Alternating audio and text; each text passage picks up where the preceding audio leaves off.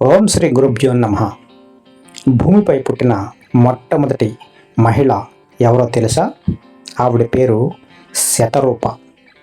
ఈవిడ ఎవరు, ఈవిడ వెనుకున్న రహస్య చరిత్ర ఏమిటి అనేది ఈ వీడియోలో సంక్షిప్తంగా తెలుసుకుందాం. అనంతమైన విశ్వంలో మానవ జాతి ఎలా ఆవిర్భవించింది? భూమిపై అడుగుపెట్టిన మొదటి పురుషుడు మనువు అని మనందరికీ తెలుసు. కానీ ఆయనతో పాటు సృష్టించబడిన మొదటి మహిళ ఎవరు? ఆమె పేరే శతరూప. మనలో చాలామందికి ఈ పేరు అంతగా తెలియదు. బ్రహ్మదేవుని దేహం నుండి పుట్టిన ఈమెకు ఆ పేరు ఎందుకు వచ్చింది అంటే, ఆమె సౌందర్యం బ్రహ్మదేవుడినే ముగ్ధుని చేసేలా ఉంది. ఈరోజు మన వీడియోలో హిందూ పురాణాలలోని అత్యంత ఆసక్తికరమైన శతరూప గాథను తెలుసుకుందాం. శతరూప సృష్టి బ్రహ్మదేవుని యొక్క అద్భుతం. సృష్టి కార్యంలో భాగంగా బ్రహ్మదేవుడు తన శరీరాన్ని 2 భాగాలుగా విభజించాడు.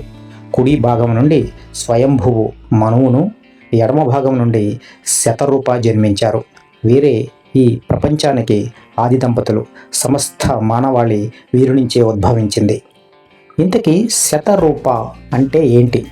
సంస్కృతంలో శత అంటే 100 అనే అర్థం, రూప అంటే ఆకారము అని అర్థం.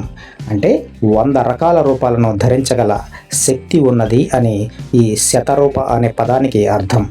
ఆమె కేవలం అందగత్తె మాత్రమే కాదు, ప్రకృతిలోని ప్రతి మార్పుకు ఆమె ఒక చక్కటి సంకేతం. బ్రహ్మగారికి ఉన్న 5 తలల వెనుక రహస్యం ఏమిటో తెలుసా?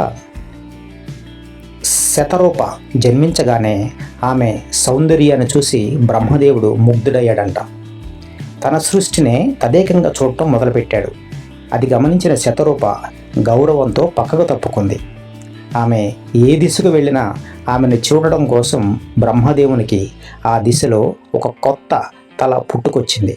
అలా 4 దిశలకు 4 తలలు. ఆమె ఆకాశం వైపు వెళ్తే పైకి చూసేందుకు 5వ తల ఏర్పడ్డాయని పురాణాలు చెప్తూ ఉన్నాయి. ఈ మోహాన్ని గమనించిన పరమశివుడు బ్రహ్మలోని అహంకారాన్ని, మోహాన్ని అణచివేయటానికి 5వ తలను తొలగించాడు అని చెప్తారు. శతరూప వంశావళి మానవ జాతి మూలం. శతరూప మరియు మనువు దంపతులకు 5గురు సంతానం కలిగారు. వారు ప్రియవ్రతుడు, ఉత్తానపాదుడు అనే 2 కుమారులు, అకూతి, దేవహూతి, ప్రసూతి అనే 3 కుమార్తెలు. వీరి సంతానము నుండే నేటి ప్రపంచం విస్తరించింది. అందుకే మనల్ని మనువు యొక్క సంతతి అయిన మానవులు అని పిలుస్తూ ఉంటారు. మానవులు అనే పదము మనువు నుంచి ఉద్భవించింది. ఇప్పుడు మీకు సంక్షిప్తంగా శతరూప గురించి తెలిసింది కదా. ఈ శతరూప గాథ మనకు కేవలం సృష్టి గురించే మాత్రం కాదు, మన సంస్కృతిలో స్త్రీకున్న ప్రాధాన్యాన్ని కూడా తెలియజేస్తుంది. ఈ చిన్న కథ మీకు నచ్చినట్లయితే వీడియోను లైక్ చేయండి, మీ మిత్రులతో షేర్ చేయండి. ఇలాంటి మరిన్ని ఆధ్యాత్మిక విషయాల కోసం మన ఛానల్ని తప్పకుండా సబ్స్క్రైబ్ చేసుకోండి.